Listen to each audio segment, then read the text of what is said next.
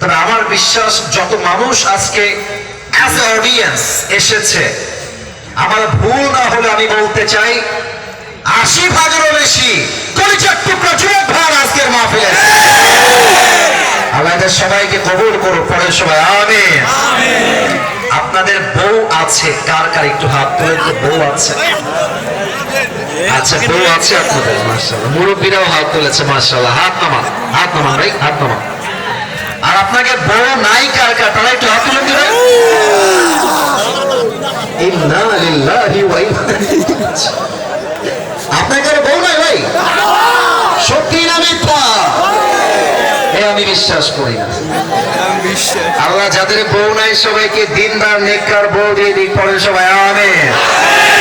আমি একটা কথা মাঝে মাঝে মজা করে বলি, যদিও আজকের মাহফিলে অনেক আলেম ওলামা, মাদ্রাসার ছাত্র, মাশায়েখ এবং অনেক মুরব্বী আব্বা জানরা এসেছেন, তবুও আমি বলছি লজ্জাকে গুল্লি মেরে, যুবকদের চরিত্র ঠিক হবে কম্বল দিয়ে না, ল্যাব দিয়ে না, একমাত্র বউ দিয়ে যুবকদের চরিত্র ঠিক হবে।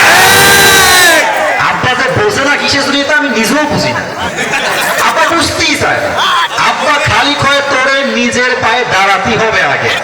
আব্বা চান নিজের পায়ে দাঁড়াবে একদিন, বা যে অন্যায় আপনার যুবকটা করছে এই অন্যায়ের দায়ভার বড় মারাত্মক হবে। আর আগামীতে আসছে বিশ্ব নির্লজ্জ ভালোবাসা দিবস। আমার স্পষ্ট পয়গাম যশোরের মাহফিলে, ভালোবাসা দিবসের নামে যে বেহাপনা বাংলাদেশে চলছে, এই দিনে কোনো মেয়ে আপনার বাড়ির থেকে বাহিরে বের হতে পারবে না। স্পষ্ট ভাষায় আমার কথা, ভালোবাসা দিবস কোন মুসলমানদের দিবস নয়, এটা খ্রিস্টানদের দিবস, কাফেরদের দিবস। আমাদের ভালোবাসার জন্য কোনো দিন লাগে না, আমাদের প্রত্যেক দিনই হচ্ছে ভালোবাসার দিন। আমরা প্রত্যেকটা মুহূর্তে ভালোবাসা দিয়ে এনজয় করতে চাই, ঠিক কিনা বলে?